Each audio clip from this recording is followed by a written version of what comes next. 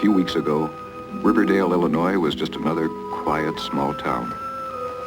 Then on that Saturday shortly after midnight, a living nightmare began.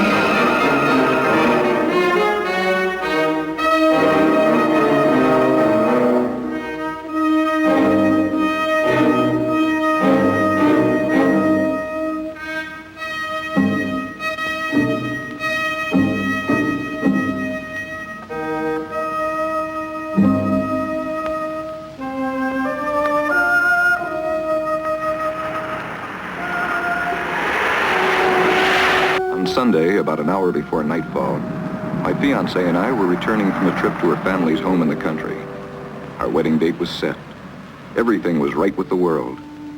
We were on the way back to town to tell the good news to my father.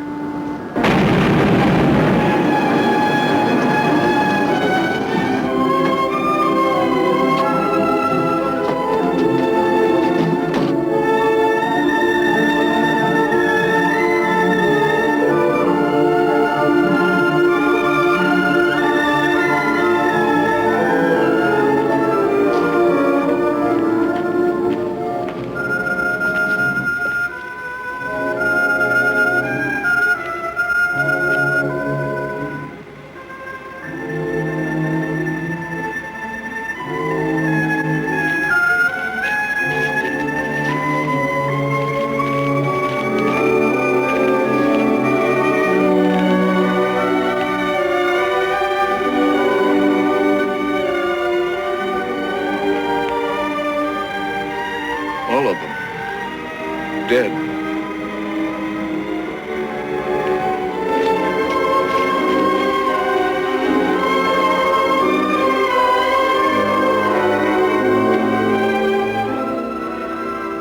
What is it? I don't know. 48 hours later, in Washington, a hastily summoned UFO committee anxiously awaited to see a special screening of top-secret Army films. Delaying the proceedings was the late arrival of Senator Walter K. Powers. All right, Garrett, let's go.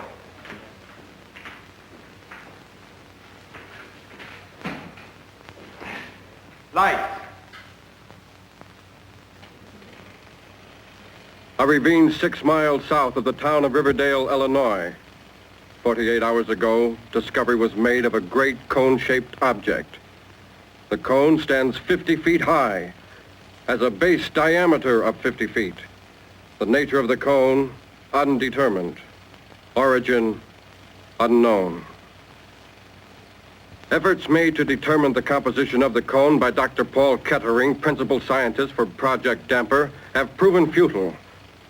The surface of the cone has a total resistance to pressure, heat, acid. Coincidental with the discovery of the cone is the brutal slaying of several of the town's leading citizens. Townspeople questioned provided stories of strange sightings on or about the time of the discovery of the cone. One report cited the appearance of a fiery horse-drawn chariot in the sky. All reports inconclusive. As of this report, the origin and the nature of the cone remain unknown. Lights.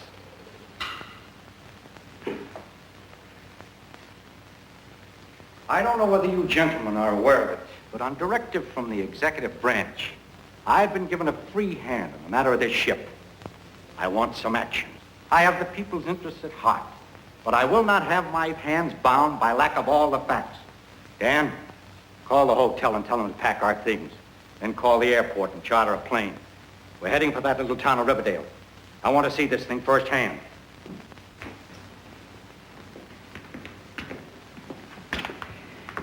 Call the signal corps. Get General Prescott on the line. Say that Walter K. Powers will not tolerate departmental interference. That if that spaceship film has been doctored in any way, he stands in a very shaky position. Lay it on thick. I want him to keep so busy cleaning out his own closet that he won't find time to get in my way out there at that ship. I'll use the old investigation threat. That always works. Good. Garrett! Garrett, I'm going to poke so many holes in that spaceship fairy tale, the lid'll be off in 24 hours.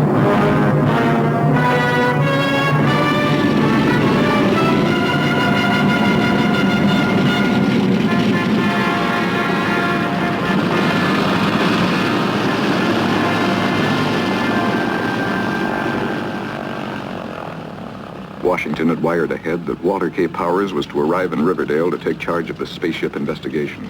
Powers had requested that there be no publicity whatsoever. Mr. Powers? Yes. Dan Walker. How are you? Where's the mayor? Oh, he's not here, Mr. Powers. I'm his son, Glenn Cameron. We wired ahead. Why isn't he here? Well, we've had some disturbing developments here in town, Mr. Powers.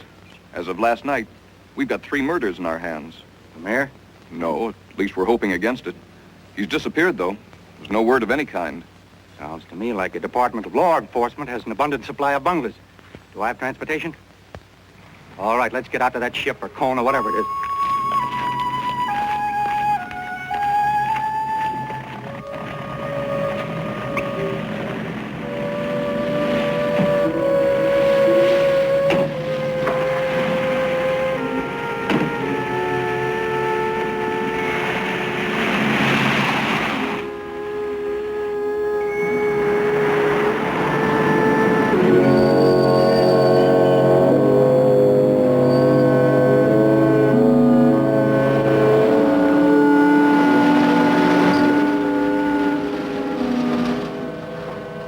Entering the restricted ravine area, I had the feeling that we were being watched, although there wasn't a soul around. The sheriff had instructed his men to keep the woods clear of curiosity seekers. Every precaution was being taken to safeguard scientific equipment and the scientists whose work had to continue unhampered. Gentlemen, this is Alice Summers, Dad's secretary. She's helping Dr. Kettering with his paperwork. Alice? Mr. Walter K. Powers? How are you? Dan Walker. How's it coming along? Well, Dr. Kettering's all set to go inside the cone. You mean no one's been inside yet? What's the holdup? System, Mr. Powers. That thing may have dangers we don't know of. Did Kettering come down from up there? Well, he and Dr. Weiler are making a test just now. What kind of test? A sonic test. They're sending sound impulses into the tunneling to determine its length. I'm going up there. Mr. Powers, Dr. Kettering may not like that.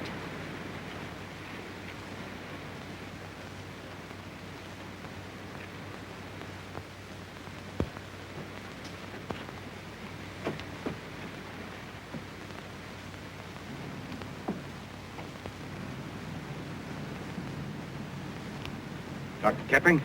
You must be Walter K. Powers. I'm Dr. Weiler. I can see that. What's the matter with him? Is he hard of hearing? 39.7 ratio, test negative. Check.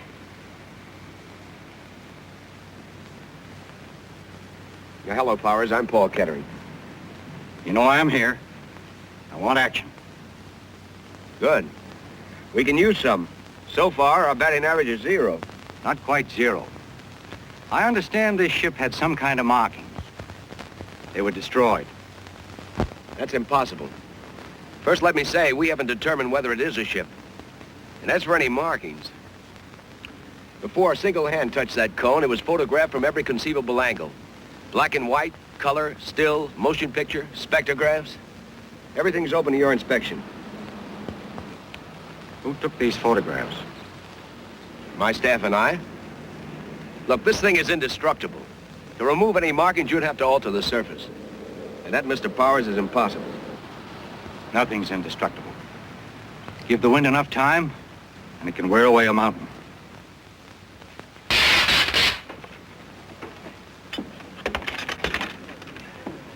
Well, as you can see, not a mar. I've tried everything science knows of. Diamond bit drills, metal-eating acids, all with no success. Where does that opening lead? As yet, we don't know. Ship has to have a control room, place for an engine of some kind, place for fuel, living quarters. Yeah, well, since we can't determine what it's made of, you can scarcely expect anybody to know what its function is. Since we haven't found out what's on the other side of the metal by penetrating it, we can't find out what's down inside the tunneling. Watch this.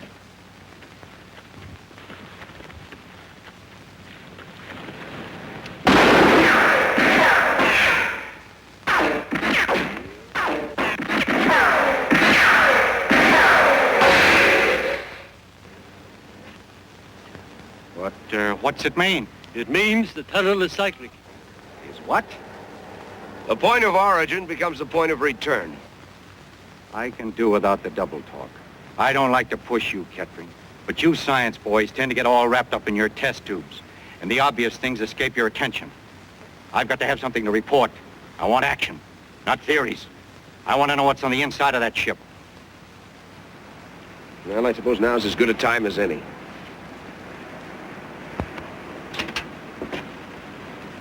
Don't you think it wise to be armed?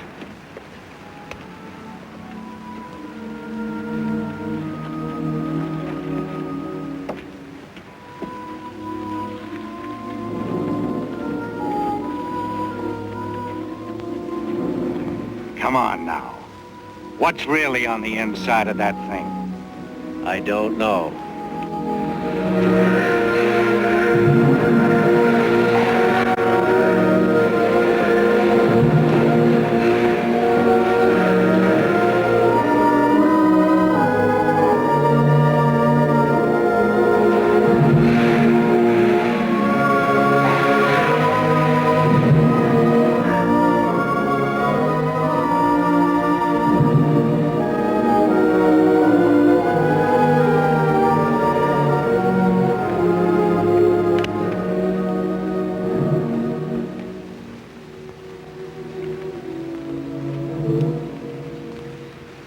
Dr. Weiler, it has been a long time. Could anything have gone wrong? I don't know. How long has he been in there? Too long.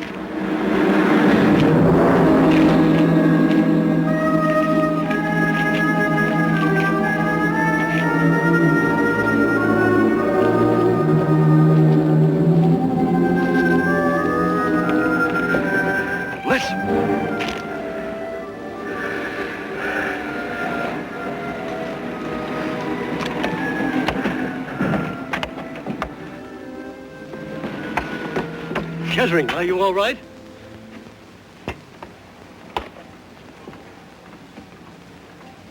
A little the worse for wear. What did you find? Nothing. Nothing. It's tunneling all the way through, spiral, like a toy railroad train, up and down over and over again. Well, the thing has some purpose. What's it for? I don't know.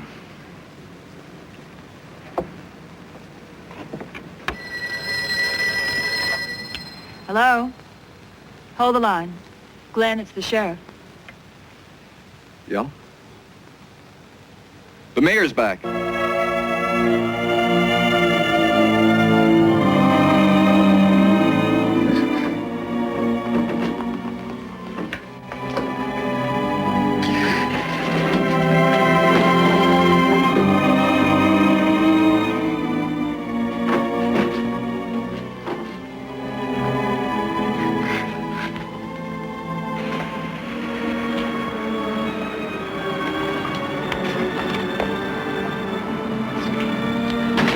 Hey, Glenn, he's still up there.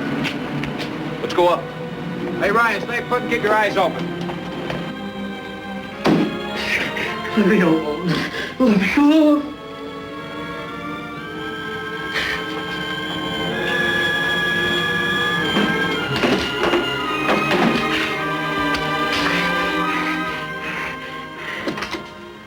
matter? You all right? Dad, you had us worried. You left no word. I left word with Alice. Alice, didn't you give him my message? Mayor Cameron, you didn't say anything to me. Oh, didn't I? I was sure I had. Where you been all this time, Mayor? I'm Walter K. Powers, down from Washington. I'm here to keep this spaceship business in check. Don't you think you picked a very poor time to absent yourself from office? Washington is not running this town. I am. Dad, Mr. Powers is only trying to help. Are you siding against your father? Sorry, Dad, but you don't look well. I feel fine.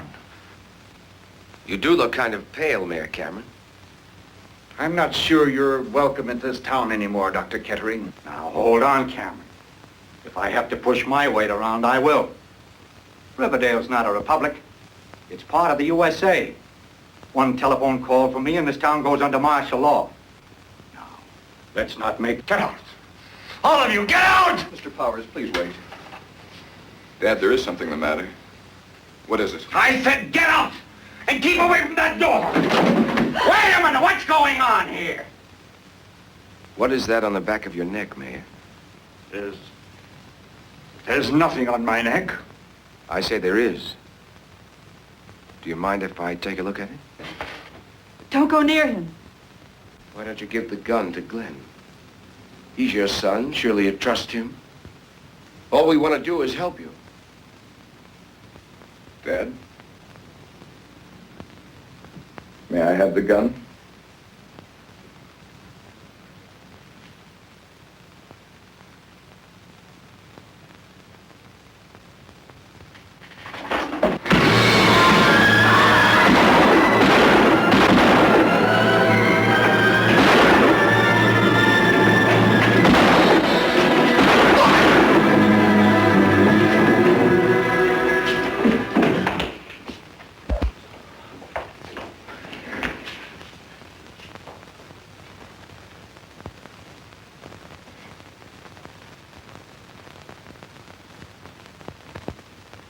What's that on his neck?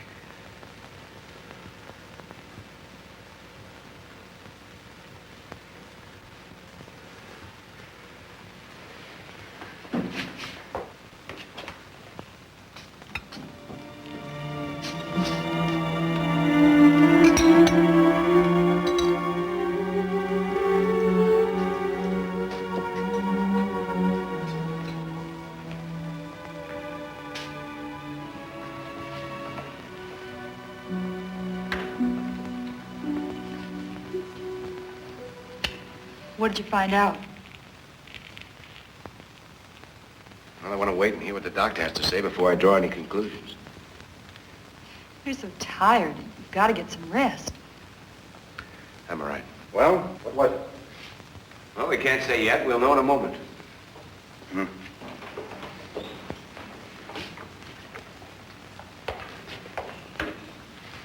Oh, it's all right, Doctor. Go ahead. None of you should feel any sense of guilt about the mayor's death because of the shooting. What do you mean? He would have died anyway. It works like this, Powers. That thing on the back of the mayor's neck had two piercing instruments. They attached themselves to the central nervous system at the base of the neck. Now, we don't quite know how it worked, but when the thing was crushed and the instruments withdrawn, they secreted something in the form of an acid. And this acid destroyed the mayor's nervous system. So without the shooting, death would have ensued in, well, what would you say, Doctor? 24 to 48 hours. Just enough time for the acid to do its work. You mean if there are any more of these things around, and they get on somebody's back, the person will live only so long as the thing is left untouched? That's it. Because once this thing attaches itself to the victim's back, well, the victim isn't human anymore. Are you going to tell the others about this? Well, I have to tell them something. This is to be kept strictly confidential, Doctor. Will you make your report out that way? I understand. If you need me, feel free to call upon me, will you? I will. Thank you, Doctor. All right, we're sitting on a powder keg. Now, I want you to listen closely to everything I have to say and not repeat a word to anyone.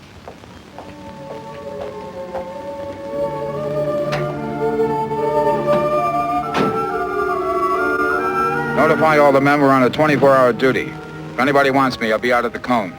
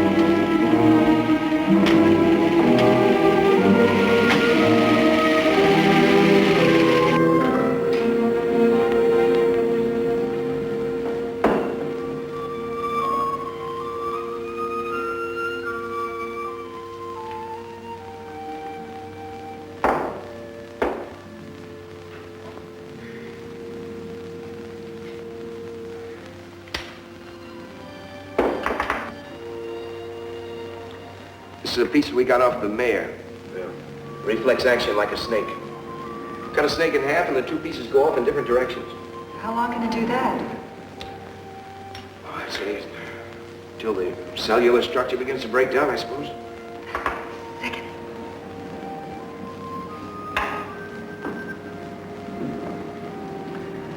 Your hands are like ice. Why don't you get some rest? I can manage here alone. I'd feel less guilty if you did.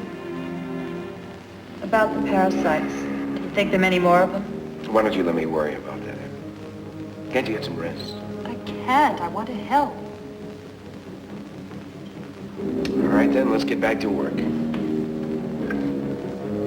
In feeding, the mouth parts rupture the cells, convey the food to the stomach by a pumping action.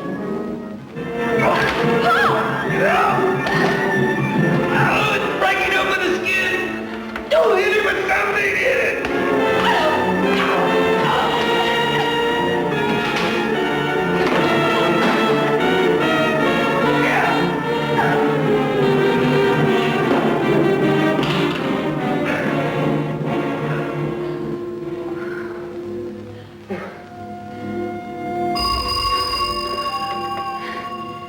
Hello?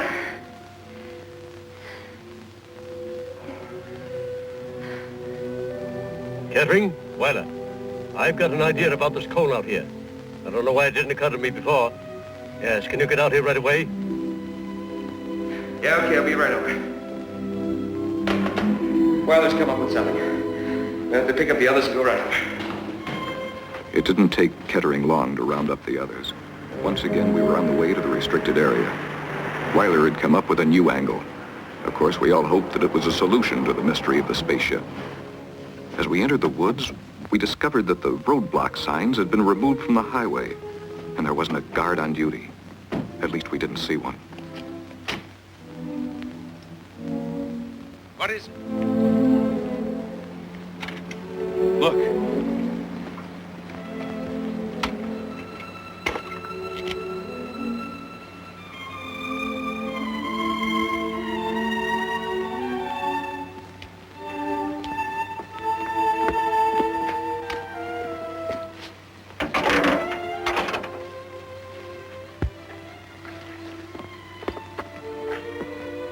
Are you thinking the same thing I am?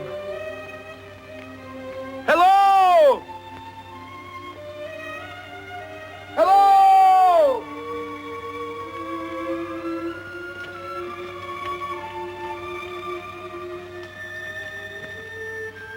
Most modern rockets, those that are in the planning stage today, come in sections. That is to say, you have one section for control room and living quarters. Then you have two more fuel sections. As the fuel sections become needless, empty of fuel, they're cast off. Jettisoned. Simply dead weight. This cone's a fuel section, is that it? We've been wasting our time. The control section's someplace else. Maybe miles away. Not miles away. Simply out of space. Floating perpetually. Well, we know this is not an American project. This cone is a useless piece of junk. We're wasting our time here. So, it's come down to the parasites. What about it, Kettering? Well, we can't handle it single-handed. I didn't ask you. My job here is to help keep a damper on this thing. We don't want a nationwide panic in our hands. We got to keep this thing down to Russell. Now, just how much of a threat are they? Well, some of this is fact and some of it is scientific hunch. Give us a rundown and never mind pulling the punches. All right. They're parasites. That means they need something or someone to live on. On their own, most parasites would die. Well, they tried animals. Why didn't they settle on animals? That's the rub. They wanted more than just life. They tried animals through ignorance. They didn't understand earthly forms. They didn't know which animal, including man, was best suited for this environment. So they experimented. Trial and error. You mean they can think? They chose the mayor. That shows they can think. These things take over a man's mind. He becomes a robot? A machine taking orders? Except for one thing. It may not show on the outside. A victim may act normally. Well, they haven't moved in on us in force yet. If we can find out where they're nesting, we may get the jump on them. There's another part to this ship, and we've got to find it. Glenn, this is your town. Draw up a map. Outline search zones. I'll call the sheriff and have him get his men organized.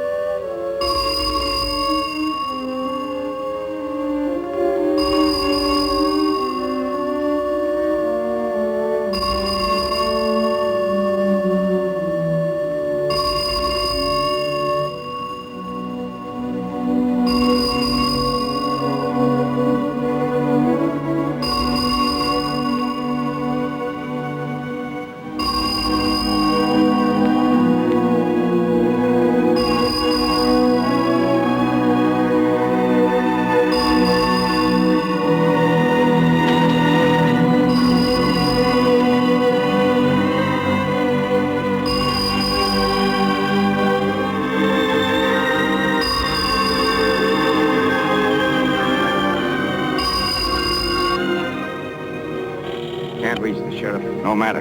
This calls for the state militia. I'll wire the governor. What about the folks in town? They'll know something's up if you call in the militia. You have a local radio station, don't you? I'll arrange for the radio station to make an announcement. We're having a civil defense drill. Nothing to get excited about, just routine. Well, here's the map. It's not a good job, but it's a map. You're not going to start a search now, are you? Why not? Oh, I just thought. Well, perhaps you're right. Now, I thought we'd break up into 3 groups. First thing, though, we ought to get the girls back into town. We're in on this, too. We'll search on our own if you won't take us. I'm not going to stay in town all by myself. Okay, I'll change it around. Kettering, you and Alice can take this area. Powers, Dan Walker, and Weiler can cover this area. Elaine and I will work here. And I think we ought to agree. If anyone finds a trace of the other part of the ship, go to the city hall. We'll meet back there. Nobody should act on his own. We'll need weapons. We have them in our supplies. All right, we've wasted enough time. Let's go.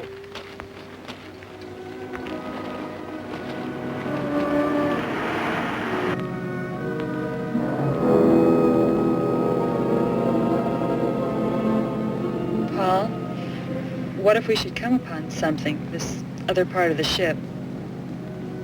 No funny business. We'll report back to the others. Scared? I'd be lying if I said I wasn't. I think we should have held off on this search. Would you mind telling me why? Because if there's another part of the ship, we do find it, we couldn't do very much about it now, could we? You don't talk very much, do you? That's why he's my assistant. Now you take parrots. They're great talkers, lousy flyers.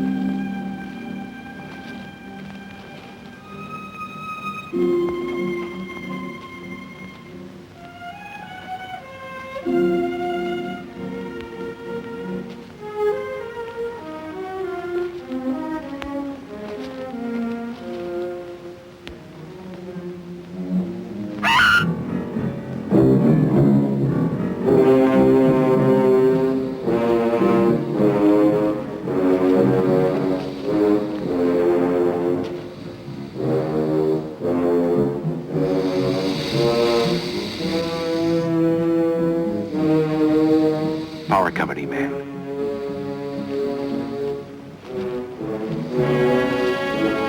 Is he? Yes.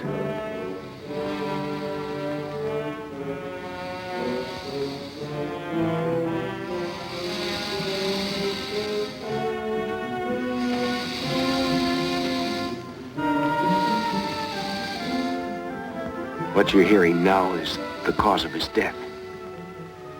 The smartest thing for us to do is to get out of here.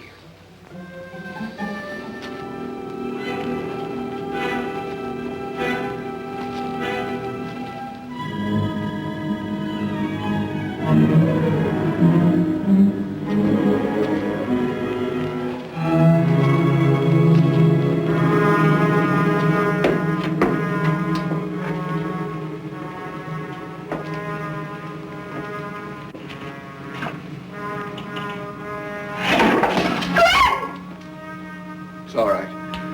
The wind slammed it shut. It's locked. From the outside. Glenn! There's somebody out there! I am breathing!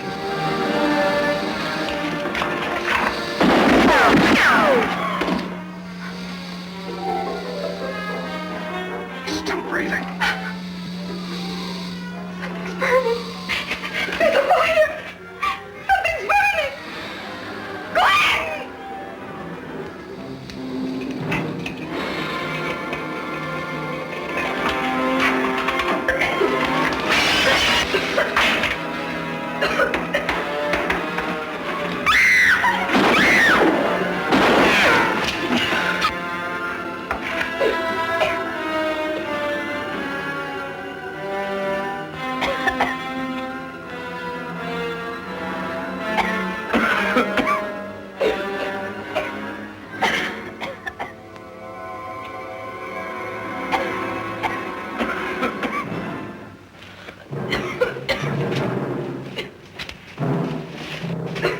Well, we've all had an object lesson on how not to conduct a search. I guess we'll call a halt until in the morning. Powers, did you contact the governor on getting the state militia out here yet? I had trouble getting the telegrapher out of bed, but he's on his way to the office now. What are these doing in here? What? These big glass jars. Don't touch him!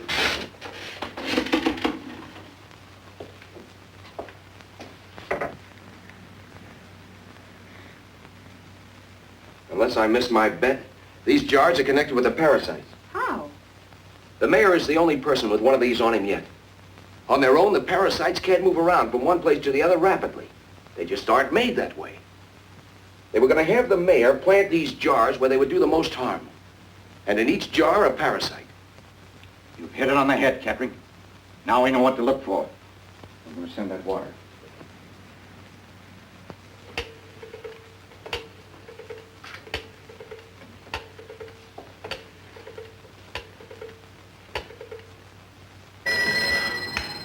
Telegraph office. This is Powers. sorry to pull you out of bed. This is urgent. Urgent and confidential. Is that clear? All right. What's the message? Governor Clinton, State Capitol. Governor Clinton, State Capitol. Situation urgent. Phone me at once. Care Riverdale. Signed Walter K. Powers. Hello? Hello? Yes, I'm still here. Have you got that message? Yes, I've got it. Situation urgent. Phone me at once. Care Riverdale. Signed, Walter K. Powers. That's right. I want that sent direct. It's already there. Good. Thanks for getting out of bed. Good night. Everything peaceful here. Spaceship, pure bunk.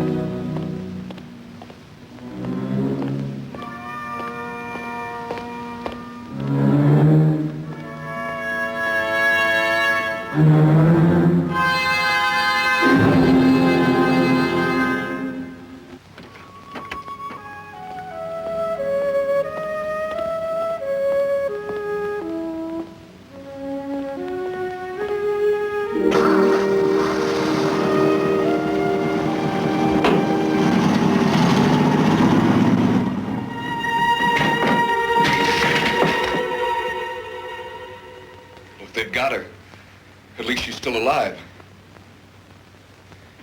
We'll find a way. No, it can't be. If I kill that thing, that means that we have to kill her. And if we let it live, that means that she'll be a menace to everyone else. Where to now? Out to the cone, where else? I thought we gave that up. I haven't. How about you? I think you may be right. When we got to the ravine, still another mystery greeted us. Dr. Weiler and the others had discovered a dying man who presumably came from inside the spaceship. Kettering recognized the man as Professor Helsingman, who vanished with an entire scientific expedition 5 years ago. Elaine, there's a medical kit over in the tent. Will you get it for me, please?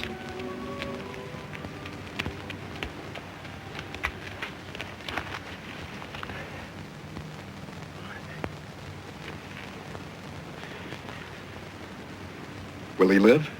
No, but he's going to, as long as science can make him. Why did the thing go away? Why did it leave him? A car with a bad engine. Would you buy it? He's got a bad heart. It's the same thing. That parasite off his back. He'll die in a matter of hours. During that time, he'll make trouble, won't he? He'll be out of his mind. Yes, we'll have to tie him up. Weiler, will you go get us a rope? Came out of that cone. No doubt about that. Yes, but was he in the cone to begin with? Or did he go into the cone? Let's get him to a hospital. We might get something out of him yet. Every minute counts. Weiler, I want you to set up some detection equipment on top of the scaffolding next to the hatch. I want to know if so much as a mosquito goes in or out of it. I'll get right on it.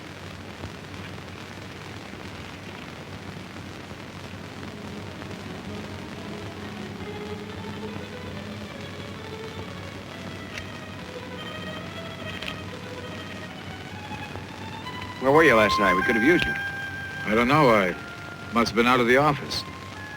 Why'd you take those two men off the roadblock? Let's face it, Kettering. If somebody wanted to pass the roadblock, all they have to do is skirt it. There's plenty of woods on both sides of the highway. That's why I took them off. Well, I want those two men that were stationed up there put down here at the foot of the scaffolding, okay? I'm cooperating. Good.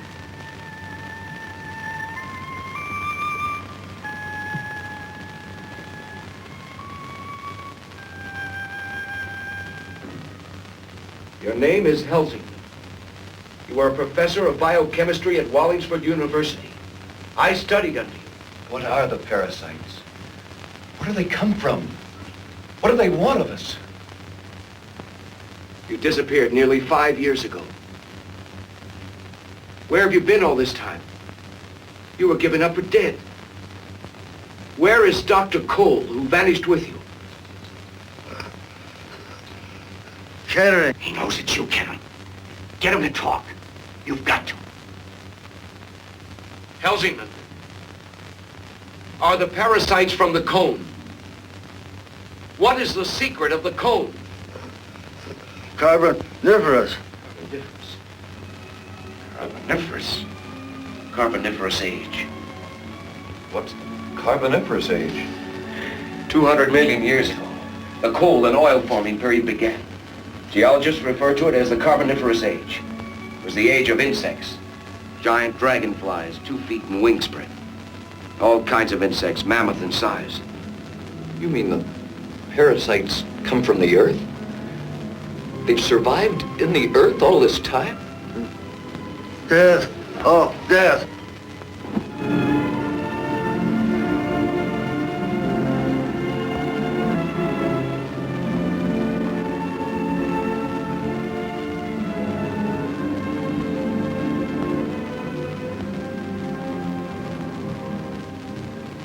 Is he?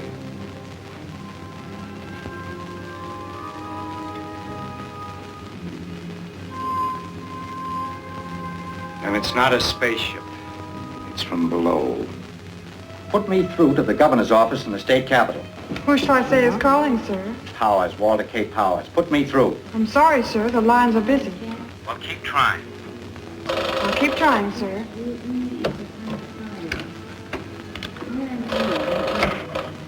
Operator? I'm sorry, sir. That lines are busy. The governor should have called hours ago. There's no doubt in his mind as to the urgency of my wire. Are you sure it was sent? Positive, that is.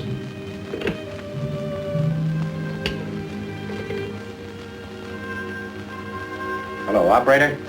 Connect me with the telegraph office. I'm sorry, sir. That line is busy. Well, how about my call to the state capitol? I'm sorry, sir. That line is busy. There's something funny going on here. Hello, operator? Connect me with the water commissioner's office. I'm sorry, sir. That line is busy. All right, operator. Thank you. Well, that does it. They've got communications tied up. While Powers and Walker went to the radio station in an attempt to broadcast an alarm to the state capitol, Kettering and I stopped at the telegraph office to find out if the governor had sent a reply to Powers' urgent message. The place was dark. Seemed as though it was closed for the night. But Kettering noticed figures moving about inside. The telegrapher appeared at the door. Kettering asked him about the telegram Powers was expecting from the governor. The telegrapher was angry, his answer abrupt and negative. Kettering demanded an explanation, but was attacked instead.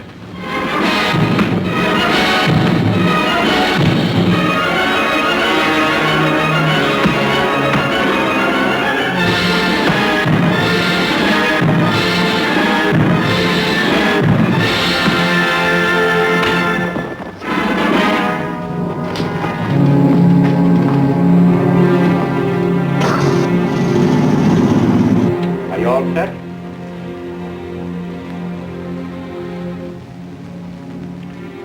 This is Walter K. Powers in Riverdale.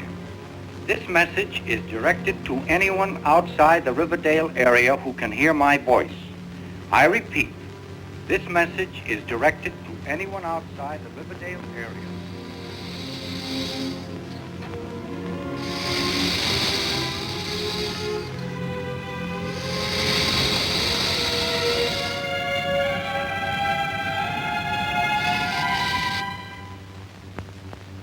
I'll go up and check the recording device I set up by the hatch to see if anything's been up there. You two stay down here and map out a plan for searching the tunnel. I don't know if I'd be of much help. I never met a man who thought so little of his own abilities. Hi. Has anyone been up near the hatch since you two boys have been on duty? Not a soul, sir. Why? Do you want one of us stationed up there? No, I was just checking. We have equipment up there to detect any movement around the hatch.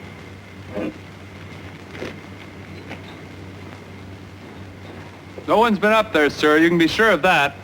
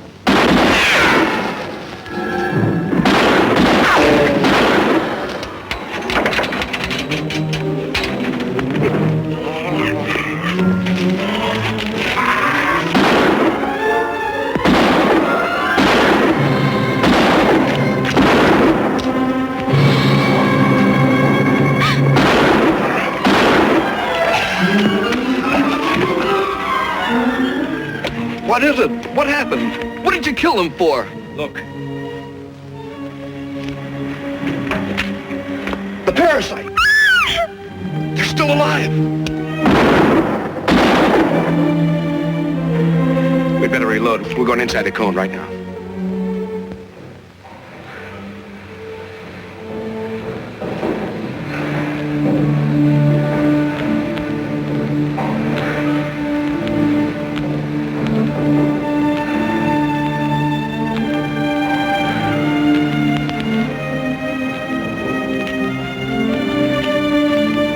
Where's Kettering and young Campbell? Went inside the cone.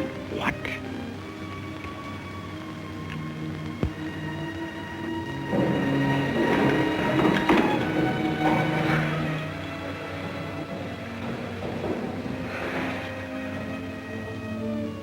Come in, gentlemen. You have no choice. You may stop there. There's no doubt. You're Professor Cole. I was Professor Cole. What do you mean, you were? Now I hold a position of a much higher order. I presume you're like the others.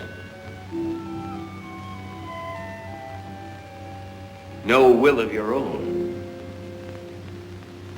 You take your orders from that thing on your back.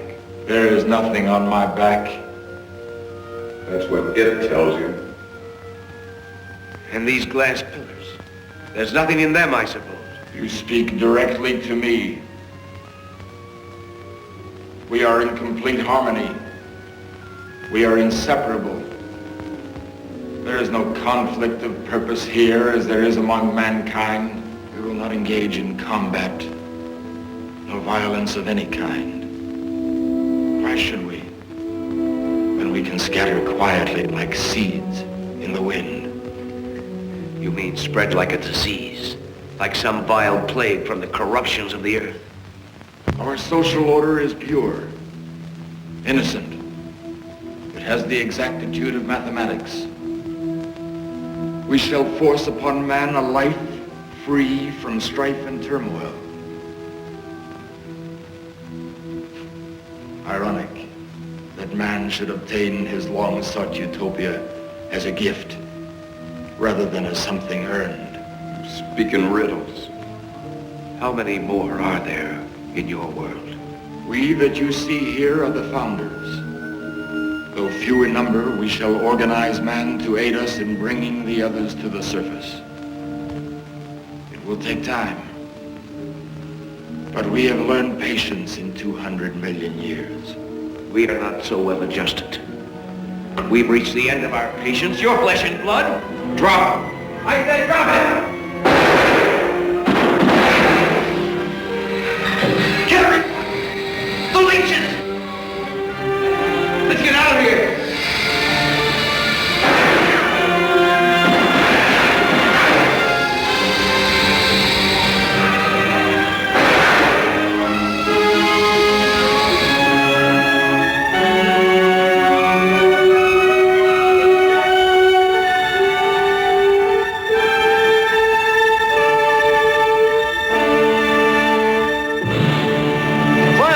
Up in the ravine, fast!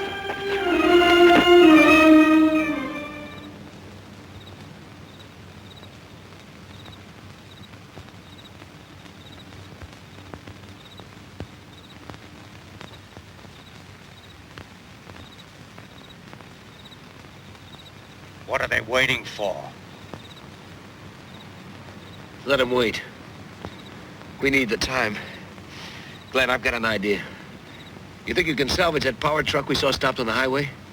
I might. Why? You think you can manage it alone? You've got to stay here and keep an eye on the cone. I'll do my best.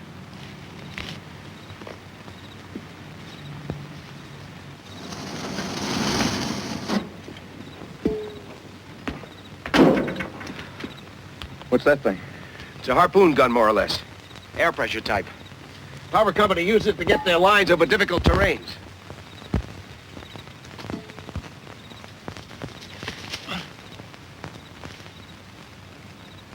Have they tried anything yet? Not a sign of movement. Too quiet. They're setting up something. I can feel it in the air. Glenn, I'm going down the other end of the ravine. When I give you the signal, you fire the gun. And keep everybody clear of this cable. And when I get over the other side, you secure the end of this cable onto the end of that heavy electrical cable you saw in the back of the truck, okay?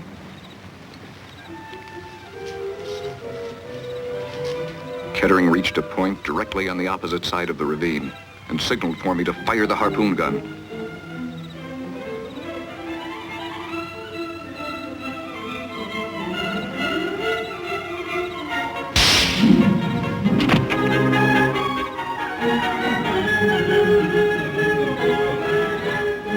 step was to tie his end of the wire to a tree.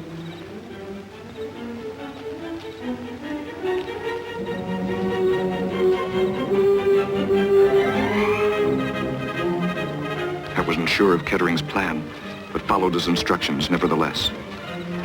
I made doubly sure that my end of the wire was firmly tied to the heavy electrical cable from the power truck. Then I signaled back to Kettering and he started to pull the wire on his side. The electrical cable moved out over the ravine until it was strung but an inch or two away from the cone.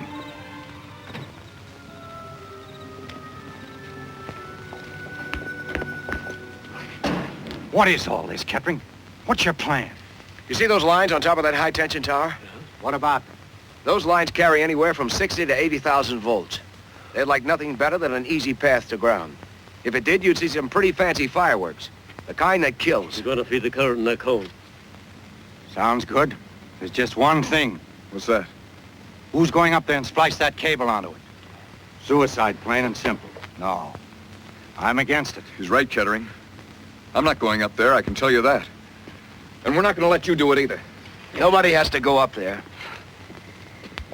What do you mean? This'll do it for us.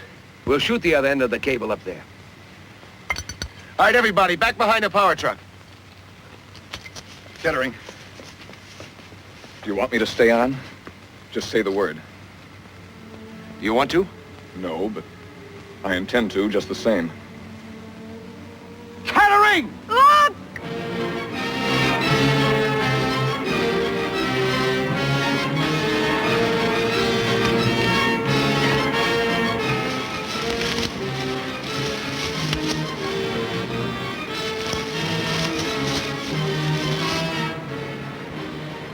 Paul, you must listen to me. What I have to say means everything to me. Alice, whatever you have to say, it's not of your own making. No, Paul, you're wrong. I know what you're thinking, but you're wrong. Alice, you must come down. There's no time left. There is time, Paul. You can give it to us. Say it. Go ahead. Listen and believe. If peaceful means fail, they'll be compelled to use force. Do you understand? Alice, will you come with me? I make you this solemn promise. If it takes me the rest of my life, I'll find a way of freeing you. I believe in that so strongly, I know I won't fail. Never. How could I ever think that I loved you?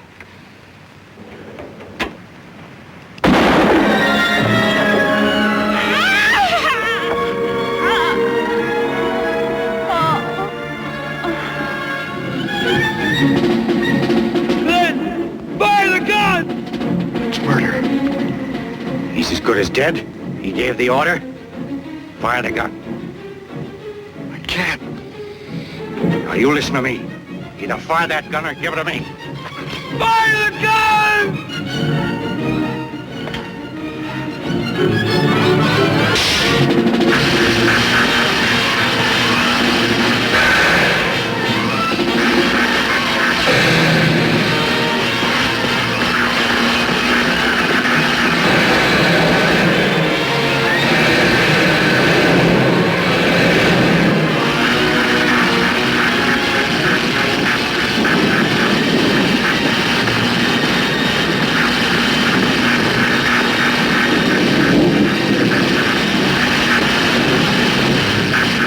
Nothing could have lived through that. We have to make sure. Let's get at it. You're all dead, every last one of them. No, there's still some people in town. I'll attend to that. Watch my dust. We'll get them. Or you don't know Walter K. Powers. Yeah, Weiler, we've still got a job to do. Come on.